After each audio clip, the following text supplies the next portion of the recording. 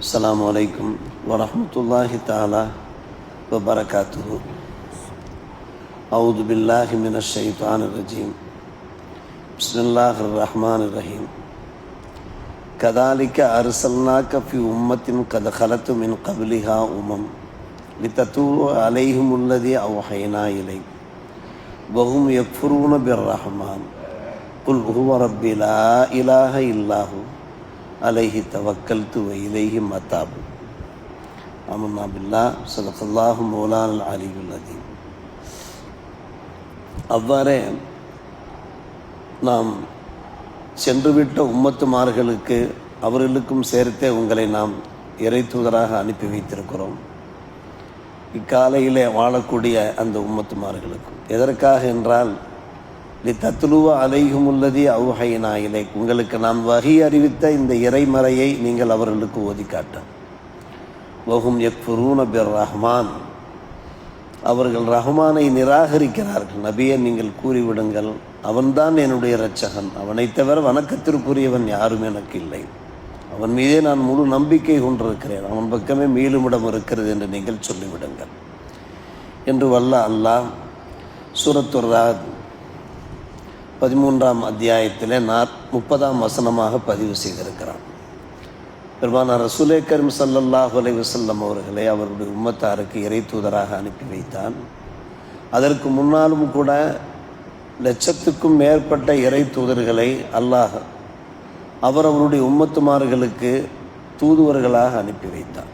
அதே போன்றுதான் நபிகள் நாயகம் ஸல்லல்லாஹு அவர்கள் இந்த உம்மத்தை இஸ்லாமியாவுக்கு இறை தூதராக உதயமானார்கள். ஆனால் மக்கா மக்கள் அவர்களை ஏற்க தயாராக இல்லை, அவர்களையும் ஏற்க தயாராக இல்லை. மட்டுமல்ல, அவர்கள் மீது இறக்கி அருளப்பட்ட இறைமறையையும் அவர்கள் ஏற்க தயாராக இல்லை. அல்லாஹ் ரப்புல் ஆலமீன் அதை இங்கே சாடி பேசுகிறான். உங்களுக்கு மட்டுமா நாம் வேதங்களை அனுப்பி வைத்தோம், உங்களுக்கு முன்னாலே லட்சக்கணக்கில் இறை தூதர்களை அனுப்பி வைத்த போது அவர்களுக்கும் சில வேதங்களை வேத கிராமங்களை எல்லாம் நாம் அனுப்பி வைத்தோமே, அதே போன்றுதான் அனுப்பி வைத்திருக்கிறோம். நாம் எதை வகையாக அறிவித்திருக்கிறோமோ அதை அவர்களுக்கு ஓதி காட்ட என்று அல்லாஹ் ரப்புல் ஆலமீன் சொல்லி, அவர்கள் ரஹ்மானை நிராகரிக்கிறார்கள், அதை பற்றி நீங்கள் பொருட்படுத்த வேண்டிய அவசியமில்லை, உங்களுடைய கடமைகளை நீங்கள் செய்து வாருங்கள் என்று அல்லாஹ் சொல்கிறார். இங்கே ஒரு முக்கியமான விஷயம், ரஹ்மானை நிராகரிக்கிறார். அன்றைய காலகட்டத்தில் அரபு உலகத்தில் அல்லாஹுடைய திருநாமத்தை போற்றும்போது ரஹ்மான் என்ற வார்த்தை பயன்படுத்தப்படவில்லை. ஆனால் பெருமானார் ரசூலே கரீம் ஸல்லல்லாஹு அலைஹி வஸல்லம் அவர்கள் மூலமாகத்தான் ரஹ்மான் அறிமுகப்படுத்தப்பட்டது. அன்றைய மக்கா மக்கள் அல்லாஹுவையும் ஏற்றிருந்தார்கள், அதே சமயத்தில் இணை வைப்பவர்களாக இருந்தார்கள், அல்லாஹோடு இணை வைப்பவர்களாக இருந்தார்கள்.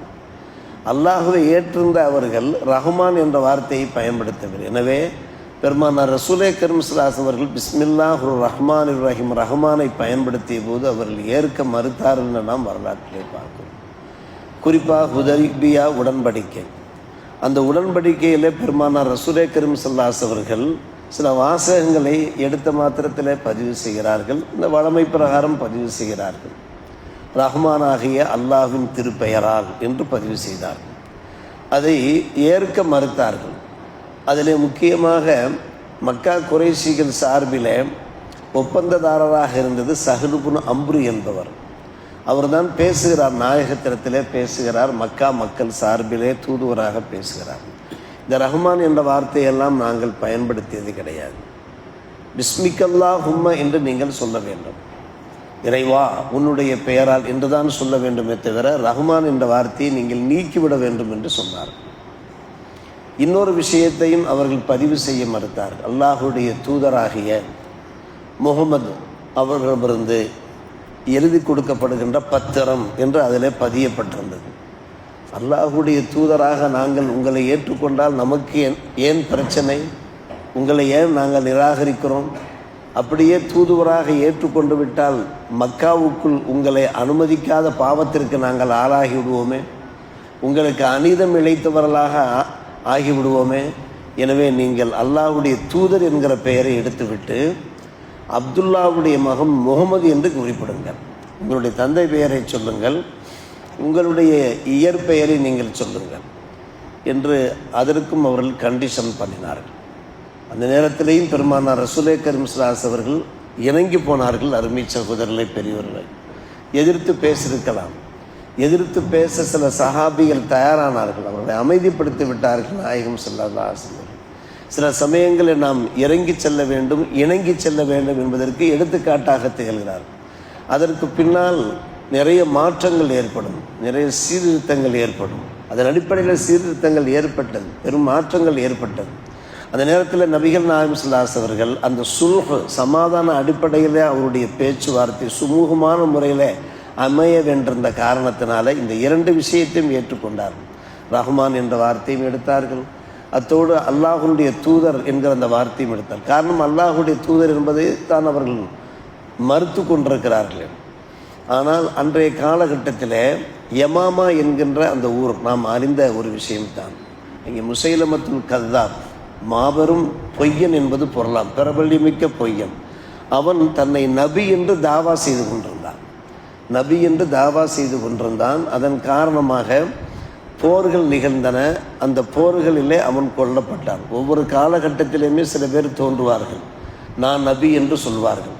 இன்றைய காலகட்டத்திலும் அந்த பிரச்சனைகள் எல்லாம் இருக்குது. நான் தான் மஹ்தி என்று சொல்வார்கள். அதையும் நாம் கேள்விப்பட்டிருக்கிறோம். ஆனால் உண்மையிலே மஹ்தி அலைஹிஸ்ஸலாம் அவர்கள் எப்போது தோன்றுவார்கள் என்றால் கியாமத் நாளுடைய நெருக்கத்தில் தான் தோன்றுவார்கள்.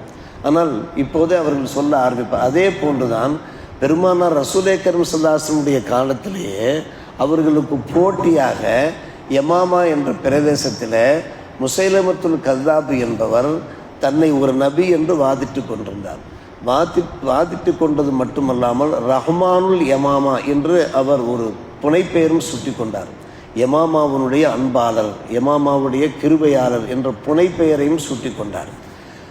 அன்றைய காலகட்டத்தில் அவ்வாறு தங்களுக்கு தாங்களே பெயர்களை சூட்டிக் கொள்வார்கள். ஆனால் இறைவனை விழிக்கின்ற போது ரஹ்மான் என்று விழிக்கவில்லை. அதன் காரணமாகத்தான் அவர் எதிர்த்தார். பெருமானார் ரசூலே சஹலுபுன் அம்ரை எதிர்த்தார். நபிகள் நாயகம் ஸல்லல்லாஹு அலைஹி அவர்கள் ஏற்றார்கள். அதை அல்லாஹ் ரப்புல் ஆலமீன் இங்கே பேசும் யஃப்ரூன பிர் ரஹ்மான், ரஹ்மானை அவர்கள் நிராகரிக்கிறார்கள். ரஹ்மானுடைய கருத்து விளங்காமல், அதனுடைய தத்துவம் விளங்காமல், அதிலே புதைந்திருக்கிற கருணையை விளங்காமல் நிராகரித்து கொண்டிருக்கிறார்கள். நீங்கள் அதை பற்றி பொருட்படுத்த வேண்டிய அவசியம் இல்லை என்று சொன்ன அல்லாஹ் சூரத்தில் இஸ்ராவிலே ஒரு வசனத்தை பதிவு செய்தார். நீங்கள் அல்லாஹ் என்று அழையுங்கள், ரஹ்மான் என்று அழையுங்கள், எப்படி அழைத்தாலும் ஐயம்மா ததுவு ஃபலஹுல் அஸ்மாவுல் ஹுஸ்னா என்கிறார். இதோ அஸ்மால் ஹுஸ்னா பொறிக்கப்பட்டிருக்கிறதே. அல்லாஹ் என்று அழைத்தாலும் ரஹ்மான் என்று அழைத்தாலும் எந்த பெயர்கள் கொண்டு நீங்கள் அழைத்தாலும் உங்களுடைய அழைப்பை நான் ஏற்க தயாராக இருக்கிறேன்.